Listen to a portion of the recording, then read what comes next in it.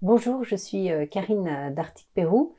Je suis politologue prospectiviste et j'ai une passion pour l'approche par les valeurs. J'ai mon entreprise de conseil Uniqueness où j'accompagne les dirigeants à la fois à travailler sur leurs valeurs de manière individuelle et collective. Je suis coach, mais également senior associé de Kerios, qui est le modèle qui a été à l'origine de Perspective des valeurs. Et j'ai également créé, il y a quelques années de cela, cofondé l'Observatoire des valeurs qui vise en fait de manière associative à valoriser le travail, les enquêtes, les études qui sont menées à travers les valeurs. Alors, qu'est-ce que le modèle Kerios, justement? Le modèle Kerios, en fait, a été inventé par Kenton Yatt et Cheryl Desciantis. En fait, il s'appelle Perspective des valeurs. Et ce modèle, en fait, c'est un modèle qui vise à définir, à aider les personnes individuellement d'abord, à définir leurs valeurs. Alors, les valeurs, bien évidemment, on peut mettre différentes choses derrière les valeurs. Les valeurs, c'est avant tout ce qui guide l'action, c'est une énergie. Donc ici, on n'est pas dans le jugement de valeurs, il n'y a pas de valeurs mieux que d'autres, mais il y a différents types de valeurs. Et à travers un questionnaire qui s'appelle Perspective des valeurs, eh bien, les personnes, à commencer par les dirigeants, mais pas uniquement les dirigeants, ça peut être aussi des étudiants ou des personnes, peuvent en fait remplir ce questionnaire et parvenir à une meilleure compréhension de leurs valeurs et ainsi que de leur système de valeurs. Alors, le questionnaire perspective des valeurs, en fait, vous permet de définir la perspective, c'est pour ça que ça s'appelle perspective des valeurs, la perspective majeure, c'est-à-dire un peu les lunettes, j'aime bien comparer ça avec les lunettes avec lesquelles on regarde le monde, on regarde les autres et on se regarde soi-même.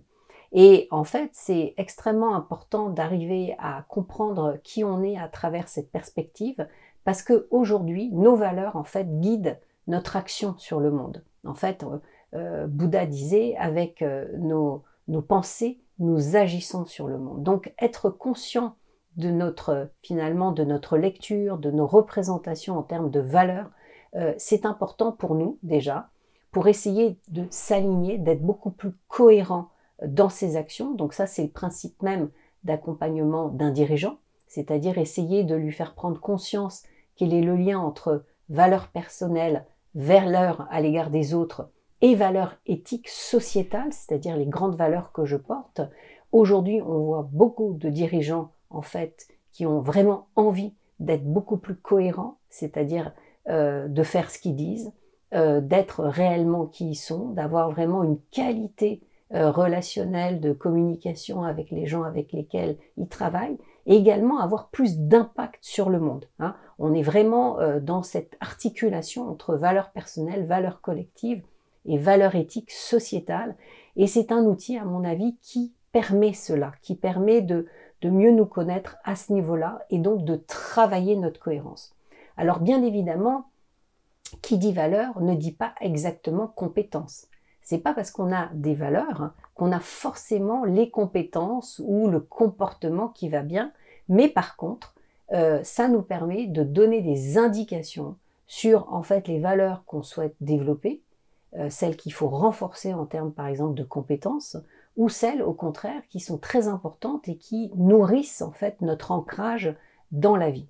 Et cet ancrage, on en a également besoin parce qu'on est dans un monde très complexe, très incertain, et on a besoin à tout moment de savoir qui on est, le sens en fait, c'est ça la quête de sens.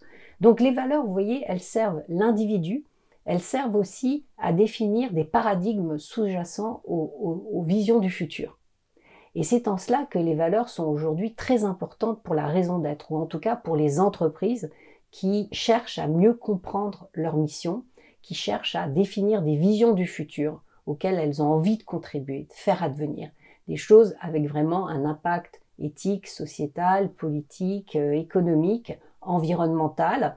Et c'est là où le fait d'articuler valeurs personnelles, collectives et éthiques permet aux dirigeants d'avoir une meilleure compréhension en fait du futur, c'est-à-dire des valeurs qu'il veut voir advenir demain. Et parfois, c'est là où, si vous voulez, c'est très important parce que ça permet plus de clairvoyance, ça permet aussi de mesurer plus précisément l'impact qu'on veut avoir au niveau sociétal, que ce soit pour une entreprise ou pour un dirigeant ou pour une fondation, une association. Et ça, c'est pas rien. C'est pas rien parce qu'aujourd'hui, les valeurs d'aujourd'hui ne seront peut-être pas celles de demain. Ce qui est important aujourd'hui peut-être ne sera pas ce qui est important pour nous demain. Et donc cet outil, c'est une photographie.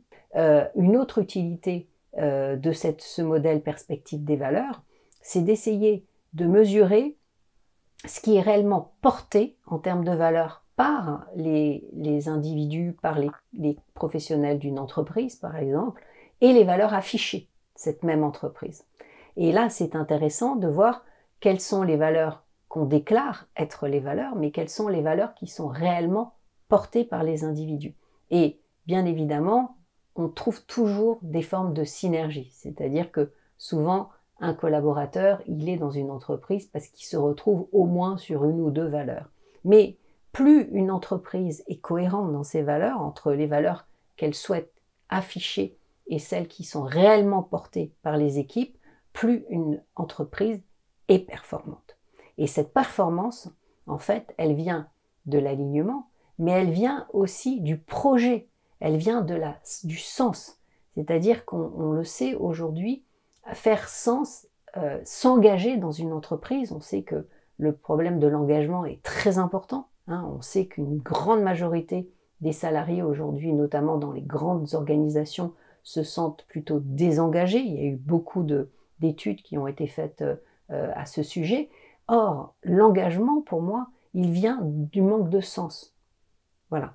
Et les valeurs peuvent aider finalement à cette définition du sens, c'est-à-dire du sens pour soi, mais aussi du sens de l'entreprise qu'on rejoint, pourquoi on travaille et on contribue à cette entreprise, au service de quel projet. Travailler sur la cohérence de ces valeurs pour un dirigeant, c'est déjà faire sens pour soi-même de sa mission, quelque part, de sa raison d'être, de ce qu'il a en fait, de ce supplément d'âme, comme j'aime dire, c'est-à-dire de ce qu'il a envie d'insuffler dans son organisation. Donc, en effet, c'est très important pour les dirigeants qui ont à cœur, justement, de créer les conditions d'un environnement où les relations soient vraiment bonnes, fructueuses, mais c'est aussi très intéressant pour un dirigeant qui prépare sa transmission, qui prépare par exemple la transmission de son organisation, parce que ça le permet de définir lui-même, mais aussi peut-être avec d'autres, les futurs repreneurs de l'entreprise, de voir comment ils peuvent aussi quelque part mettre leurs pattes, mettre leurs valeurs, mais au futur projet qui sera porté par l'entreprise. Et puis les valeurs, elles sont très utiles aussi pour les entreprises familiales, parce que celles-ci évoluent de génération en génération. Généralement, le sentiment de responsabilité est très important. Il peut même être parfois un petit peu lourd pour ces entreprises, ou en tout cas les dirigeants, parce qu'ils se sentent vraiment redevables, non seulement des générations à venir, mais aussi des générations passées. Donc l'enjeu souvent est important, et les valeurs permettent justement à la fois cet ancrage dans la tradition, cet ancrage dans l'histoire de l'entreprise, mais également de la réinventer, c'est-à-dire de faire ce pont entre tradition et innovation, et de voir aussi quelles sont les valeurs qui permettront à l'entreprise de perdurer à l'avenir. Donc si vous voulez, c'est ça que je trouve intéressant dans cette perspective des valeurs, c'est qu'elle nous permet véritablement de tirer un pont, de tracer en fait un pont entre le passé et le futur. Et donc c'est une dynamique passé, présent, futur, et elle permet également aux dirigeants de se projeter vers l'avenir, et ça c'est extrêmement utile.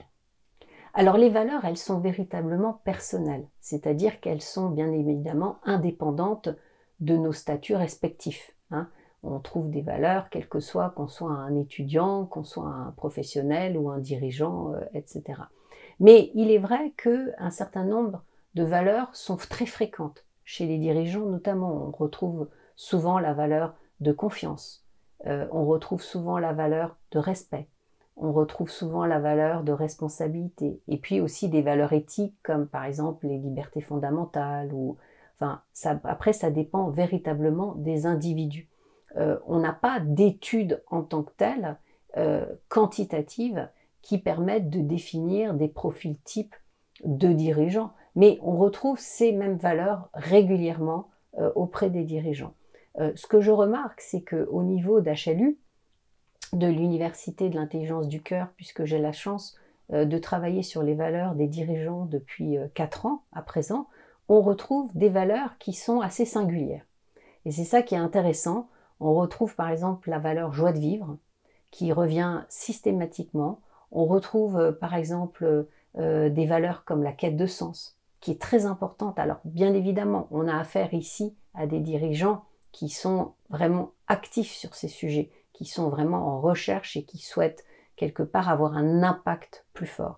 On retrouve aussi beaucoup plus des valeurs comme par exemple l'écologie planétaire, qui était finalement assez peu visible il y a une dizaine d'années, et on retrouve cette valeur par exemple de vraiment d'avoir un impact sur l'environnement, bien sûr bénéfique, c'est-à-dire de réduire l'impact humain et de réduire l'impact des entreprises en matière d'écologie.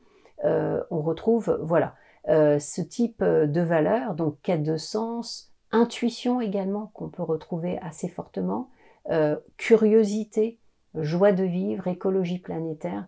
Voilà des valeurs qui sont assez spécifiques, que je retrouve assez régulièrement chez les dirigeants du parcours HLU. Mais bien évidemment, on ne peut pas définir les dirigeants, les valeurs des dirigeants spécifiquement autour de certaines valeurs. Et enfin, une petite question très pratique. Si on a envie de faire ce test, comment on fait? Donc, il est en ligne. Alors, le questionnaire perspective des valeurs de Kérios, en fait, il est accessible. Il est payant. C'est 40 $, enfin l'équivalent de 40 €. Vous pouvez le faire en anglais ou en français. Donc, c'est sur le site kérios.com. Kérios avec IOS après le R, et vous avez bien sûr un rapport qui vous est automatiquement généré à l'issue. Merci beaucoup, Karine.